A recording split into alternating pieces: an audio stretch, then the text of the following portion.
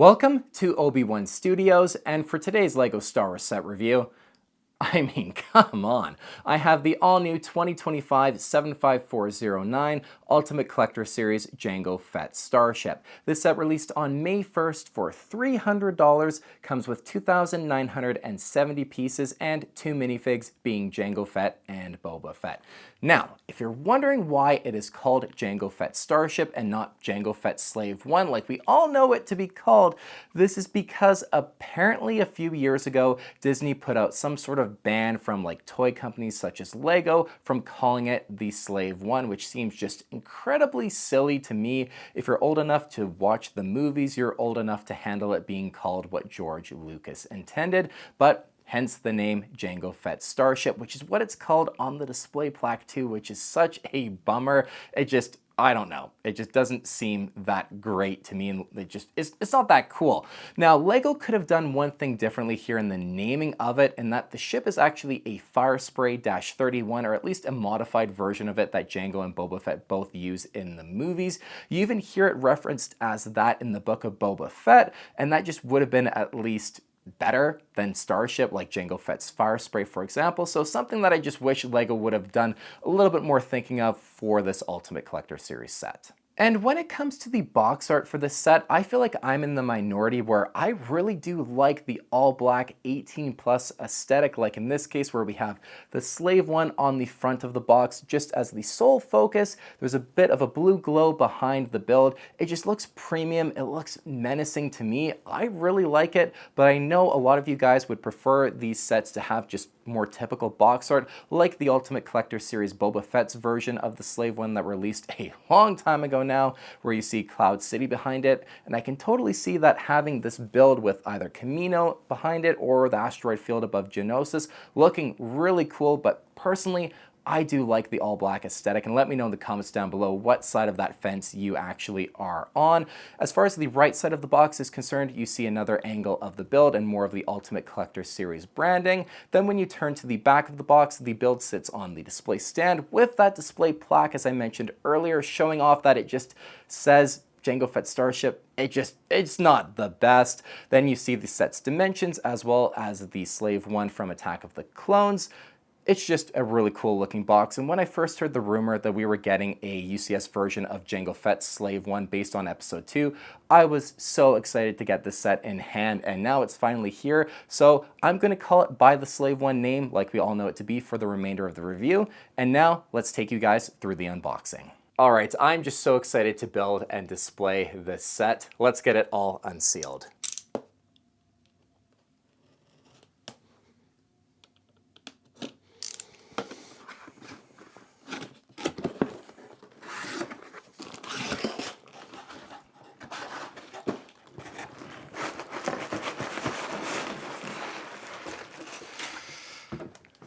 For the Slave 1, we have 2 instructions manuals, and in book 1 we have that lovely UCS treatment, a foreword from Jens, who is the creative lead and design director for LEGO Star Wars, some information about the Slave 1. Funny enough, they do reference it as a Firespray-31 that is modified by Jango Fett.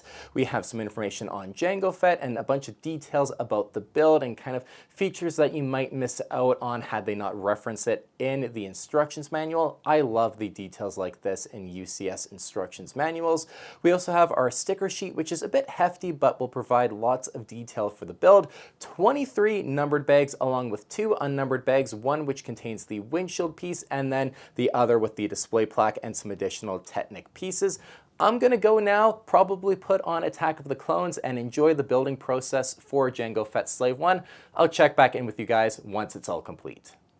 Alright, I've completed Jango Fett's Slave 1, and before we get into this just incredible build, let's take a closer look at our 2 minifigs, starting off with Jango Fett. Now, this is definitely the most refined version of Jango that we have ever gotten. The helmet print looks really good, and I'm such a huge fan of the new rangefinder piece. I'm happy to say that LEGO rolled it out with this set, and had it released earlier on in the year, we all would have gone, well, that's great, but why couldn't we have gotten it with this UCS set? So I'm so happy we get it here first.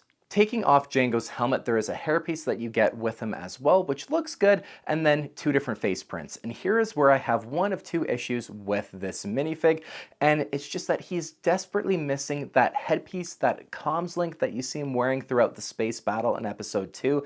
It just goes with the Slave One's context, and I don't get how the designers missed this detail. It just really should have been there. The second issue I have with the minifig is the color of the jetpack. It needed to match the rest of his armor and be the same shade of silver as the helmet. It looks a bit out of place here, so two details that just should have really have been fixed, easily have been fixed. The rest of the printing for Jango though looks really good. The arm printing is so great and it just helps to elevate his minifig to that UCS caliber that we would expect. There was a great looking torso, waist, leg, and even feet print for him, and then with the jetpack taken off there is a nice looking back print too. Jango also comes with his two custom blasters as we would expect. It's just a shame he could have been perfect. And then we have our young Boba Fett, who has been such a controversial minifig in the LEGO Star Wars community, and I'm just going to give my take on this minifig. First off, the hairpiece, I definitely get the criticism for. I just don't see it looking like Boba Fett. I don't get why they thought this was the right hairpiece for him. It doesn't look that good. The two different face prints I think are fine. They're kind of just what you would expect for a young Boba Fett minifig. Now, the color scheme of Boba. I'm going to throw up a shot of both Boba and Jango Fett from episode 2, right from Lucasfilm, that I believe is what the designers probably would have used when actually designing the minifigs, or at least in part looking at. Now, Boba obviously has a two-tone color scheme with the sleeves and the actual kind of main part of his shirt and his pants. The sleeve color has to match what Jango Fett has for his pants and shirt underneath his armor. That has actually never really happened in LEGO before until now. The sand blue that LEGO used for Boba's arms and then for the main kind of body printing for Jango finally matches, which I really do appreciate. Now, the criticism is that there isn't that color contrast that you would expect from Boba Fett's kind of design with this lighter blue against that sand blue. I get it. But when I try and think of what other colors LEGO could have used for his arms and then the base layer for Jango's body and legs, there's no kind of color that I think would look better. So I think this is the lesser of the two evils, and where LEGO decided to actually get the matching color for Boba's arms against the body pieces for Jango Fett, but then in turn had to go with an even lighter color for his body print in order to kind of make sure that it still worked out. So for me, I get the complaint, but I think it's not quite as bad as it is being made out to be. And then the other detail is the belt printing that we have on Boba's front and back. Now, when you watch Attack of the Clones, it definitely looks more blue, kind of matching Boba's sleeve color. However, in other shots of the character from Lucasfilm where you get that great look at the costume, the belt is definitely more of a leather material. It has some blue, whether it was kind of spray painted over top or something like that, but you can kind of see there is almost a browner leather underlayer to it, if that makes sense. So if LEGO used shots like this of the costume in higher resolution than just taking screenshots from the movie, you kind of see a bit more of the argument for it being brown. I would have loved to have seen like those loops for the string of the belt being done in that lighter blue. That would have looked so sharp for the printing and that little bit more detail, and I think then you could really argue that they tried to make it as accurate as possible, but I don't think it being done in blue would have been totally accurate either. So for me, this is kind of one of those cases where aesthetically, I think the brown works a little bit better actually, but that's just my take. But what I think we all can agree on is the fact that Boba really needed dual molded legs. That should just be a guarantee in any UCS set, that if a character has boots or something like that, LEGO would just give us dual molded legs because it is an Ultimate Collector Series set. We deserve the best quality and design choices for the minifigs and the builds. So that being missing from Boba is definitely not helping the situation. When we look at Jango and Boba Fett together, I personally am happy that there was the update to his arms so that it at least matches Jango Fett. We have that consistency. When I think of any of the other colors that LEGO could have used for the base layer of Jango and then on Boba's sleeves, I don't really think there was any option that would have looked better.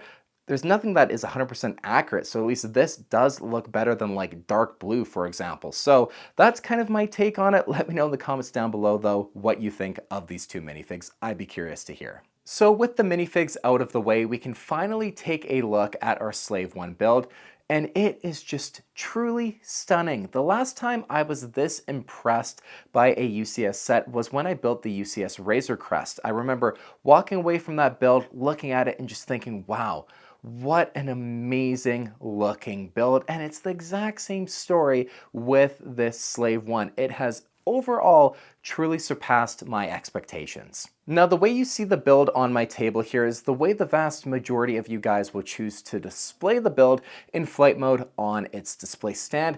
I just think it looks really animated this way. It looks like it's flying away from Camino or something. I personally am a pretty big fan of this overall angle of it. The display stand looks fine. There's nothing really wrong with it. I do appreciate the fact that the feet are tiled off just to make it look a little bit better. And then on the front of it, we have our display plaque, which, as I mentioned, says Jango Fett Starship on it. It's just so lame. It should have said Jango Fett's Fire Spray or something like that. Well, I mean, it really should have said Jango Fett's Slave 1, but that's besides the point. Just something to make you feel like you're a bit more immersed in the Star Wars universe besides Starship. The rest of it is absolutely fine, though. The print quality is great. It's just a little bit lame. But what if you're looking at the Slave 1 in its flight mode here on the stand and think to yourself, you know what, that's cool, but I'd rather display it when it's landed, like when it's on the landing platform of Camino and Jango and Obi-Wan are dueling? You can definitely do that. The best way I've found to pick the build up, since LEGO doesn't give clear instructions on doing it, is picking it up just somewhere beneath the cockpit. Don't put too much pressure on it or some pieces might kind of move or fall off. But just pick it up here, holding down the display stand and then carefully lowering it down onto your table or wherever you want to display it. And this way I think looks pretty cool too. One thing though, that when you have the Slave 1 landed like this for display, is that having the display stand with the plaque next to it looks to me a little funny. I would have loved had they given you the option of just a smaller stand for the display plaque, and then none of this almost kind of looks like scaffolding to hold the Slave 1 up with it. You could put that away and then just have a more cleaner, sleeker build for a smaller display stand if the Slave 1 is going to be displayed landed. That's something I just think would have been really cool. That would have been the extra mile for allowing this kind of way to look a little bit better. If you want to pick up the Slave 1 and put it back on its display stand, this is where I found it a tiny bit tricky, and what I think is clearly the best way to do it is pick it up from the same position. I kind of try to, if you can, grab the back of it just so that you have a little bit more of a hold on it, and then actually pick up the display stand, and I'll also include some B-roll for you guys so you can see how it goes in the backside of the Slave 1. But there are the two little hooks on the top of the stand, and slide them in while you're holding everything up, and then make sure you feel it's stuck in there, it's not going to come out, and then carefully lower everything back down, and then when you're confident nothing's going to go anywhere, it's not going to fall or anything, then you can let go, and then you have it back in its flight mode. And at this point, I'll touch on how structurally sound the build is. When you pick it up and take it off of the display stand, there is no immediate feeling that anything is going to fall apart on you, but it is a UCS set. It's meant for display, not really play. I wouldn't recommend, swooshing the build around too much. That doesn't feel very comfortable, but do it at your own risk, but it doesn't feel like anything's immediately going to fall off on you if you choose to move it from the flight to the landed mode, but that is all I would advise really doing. But let's actually focus on the design of this build because it is so beautiful. The contrast of the color scheme of the Slave 1 with the main body being done in white, then you have the dark green, sand green, the hints of gray and yellow, and then the back section which contains the engines, the life support systems, the shield generators, at least in universe. The dark blue to the sand green looks so sharp. The color scheme is what really draws your eye to the build. I just think it looks absolutely fantastic, and the general shaping and proportions to this Slave 1 build were done so well. You can tell the designers put a ton of effort into making everything look just like it should for the Slave 1, like the shaping of the entire back engine section. That could not have been hard to have done as good as they did it. All the different pieces to try and work together to create that shape. It looks absolutely fantastic. And when the Slave 1 is landed as well, this front nose section, you can really tell it's not totally perpendicular to the engine section or like the surface it is resting on. It has a slight angle to it, which is accurate to in-universe, and it just looks so good.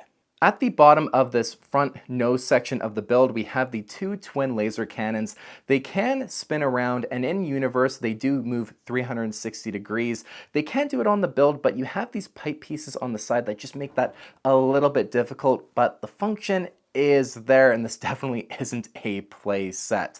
The pieces, the panels along the side of the nose is where I found one little quirk with the build where at first, I had a bit of a hard time actually getting them to sit properly so that there are no gaps in this section, and sometimes when I pick up the build, they'll kind of fall just a little bit out of place and you have to just fiddle and adjust them together. When you have it on the stand, you're not moving it, it looks fantastic, but it's just one area I noticed where I had to fiddle with the pieces coming together just a little bit. Moving up towards the middle, we have the two heavy laser cannons represented, one on each side, so all of the external weaponry is there on the build. I just wish they would have included the missile compartment that you could choose to have out or just in the build. That would have been really cool and just a bit of a callback to episode 2, but definitely not something that was necessary with the build. Moving towards the fins or wings of the build, we have these larger dark green pieces which help create the shape of the fin articulation section on the Slave 1. And right inside that articulation section, there are so many just brick built-in details that make it look super mechanical, super technical, and this is one area where I feel like the designers could have gotten a little bit away with not doing as much detail here, but I am so glad they did. I think it looks really great and is an underrated part of the build. And then we have the fins, which in universe are repulsors to allow the Slave 1 to take off and land. Their design is very mechanical looking, just like the articulation section. I just think they look so cool. The little hints of yellow as well, and the color scheme is accurate to what you see the Slave 1 has. I just think they look really great. And what you would have seen when I've taken the Slave 1 from flight mode to its landed position in that demonstration is how they actually articulate and stay horizontal the entire time. It's not the smoothest system ever, but it works more than good enough for a big display UCS set just like this. And with the Slave 1 in its landed position, again, I just want to take a moment to appreciate that outer shell, which holds the engines, the shield generators, how great the shaping of it looks, and that transition from the dark blue to the sand green, especially near the kind of bottom or front of the build, depending on how you're looking at it, I think looks really great. It's aided in by a sticker that's split in half across where it has the dark blue to the sand green, and the color matching there of that sticker looks really, really good. However, just above that sticker is one area where LEGO just truly let us down in having these two light gray pieces where I don't know why they couldn't just recolor two different pieces so that it doesn't look out of place and it's all one color there. Unfortunately, what I think is just LEGO being a little bit cheap and really letting the fans down and their consumers down for their lack of care to give us the absolute best in that section. And where we have this large stripe of gray, we have the loading ramp for Jango and Boba to access the interior of the Slave 1, at least in universe. And it's a really cool system. You just push down on this middle gray section and the hatch opens right up, and then you can pretend that Boba and Jango are entering the ship. You can't actually access the interior from this section, but just the fact that it is there and it works really well, I can very much appreciate. So while you can't access the interior from the loading ramp, you do through the windshield piece, which is brand new for this set and is basically perfection. There is a sticker you place on either side of it just to aid in the transition from the windshield to the white of the build.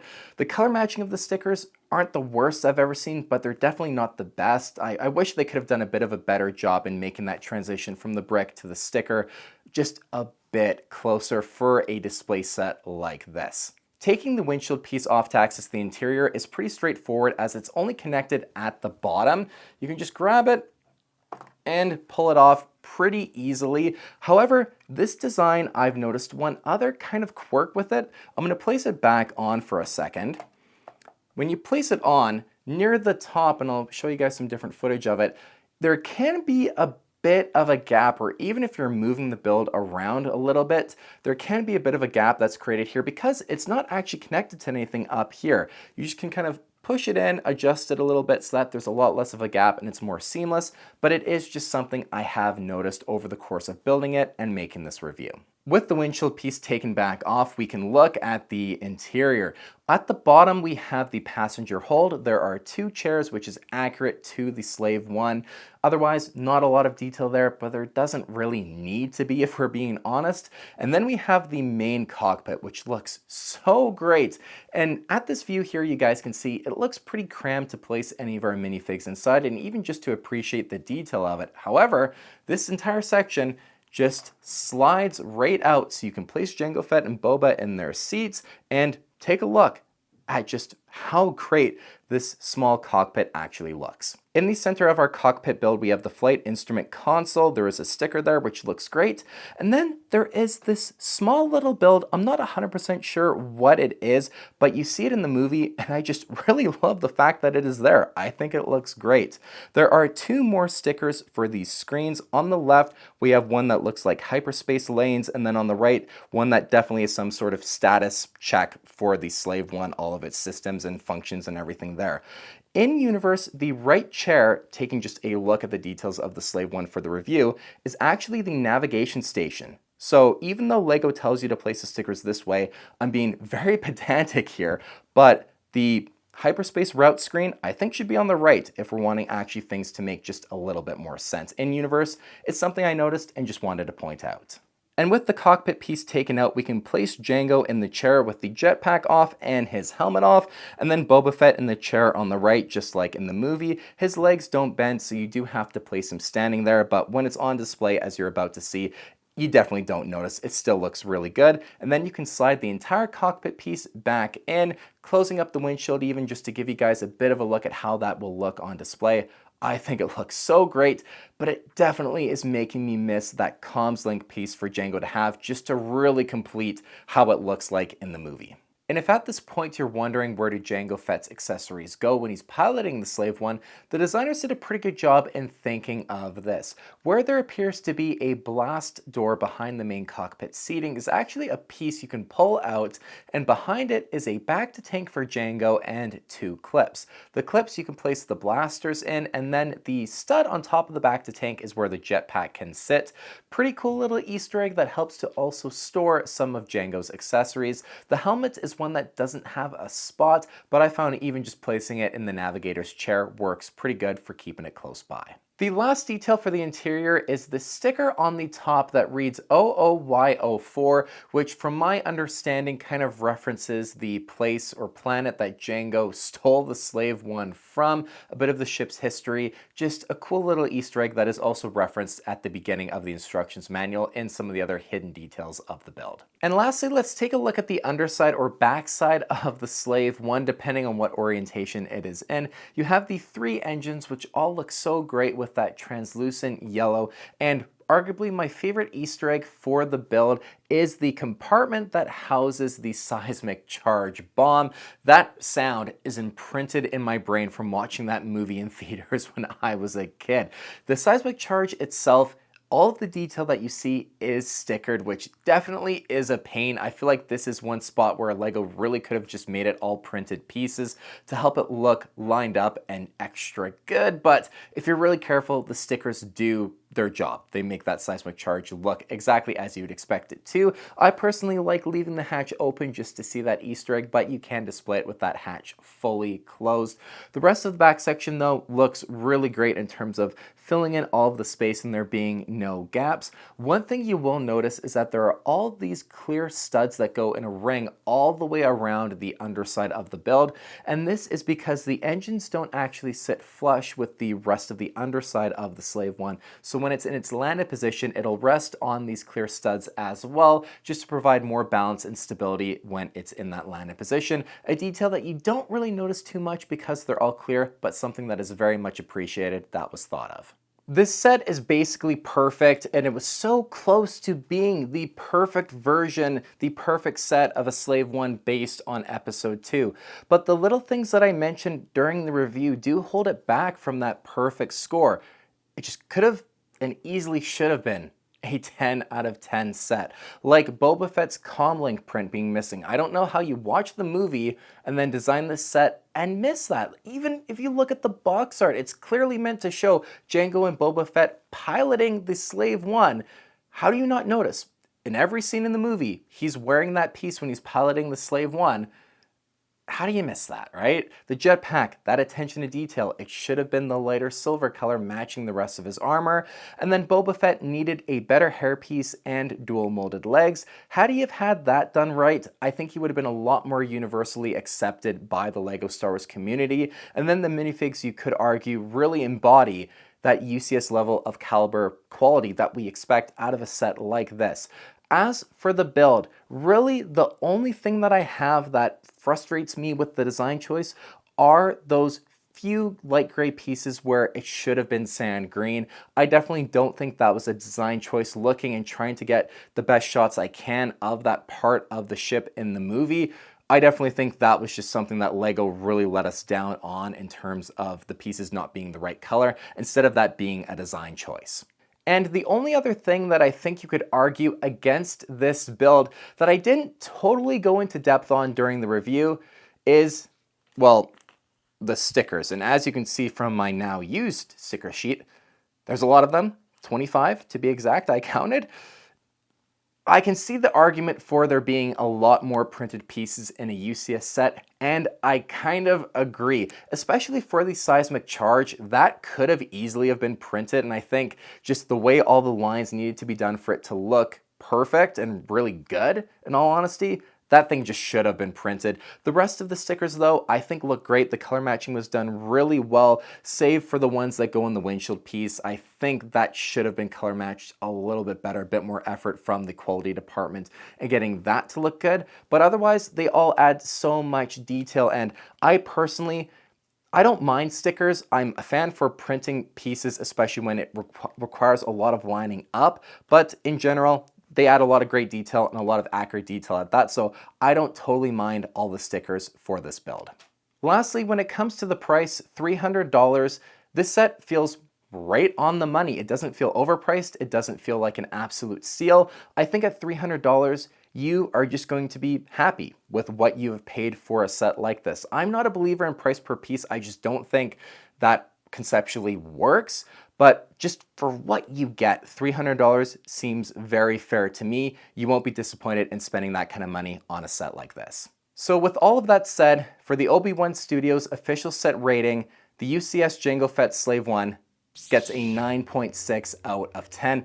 I just didn't have it in me. I didn't have the heart to give it a 9.5 or lower. I thought giving it a score like that was being a little too harsh in terms of the few issues that the set has, because the build is just so amazing. I'll have to sit back and think of where this actually lands in terms of all LEGO Star Wars sets, UCS sets, but it's definitely up there. It's definitely up there in discussions for one of the best sets, I think, getting close to all-time talk, and honestly, going to be very hard to beat for best set of 2025. Thank you for watching my review on the 75409 Ultimate Collector Series Jango Fett Starship. Slave 1. It's a Slave 1. If you guys enjoyed the review, make sure you leave a like, and as always, let me know your thoughts on my rating, the review, and this set in the comments down below. I love reading all of the comments and hearing what you guys think of these sets and what you guys would rate this set. I'd be curious to know if you guys would give it as high of a score as I did, if you're in line with my thoughts on the minifigs and the overall design. Let me know what you think of this set. And if you made it all the way to the end of this review, I know it was a long one and you want to support the channel and the LEGO Star Wars reviews that I make, please subscribe. It's genuinely the best way to support the channel and support me and show me that you guys just love the content that I'm putting out there. Thank you so much for watching again. My name is Justin, and I'll see you on the next LEGO Star Wars review on Obi-Wan Studios.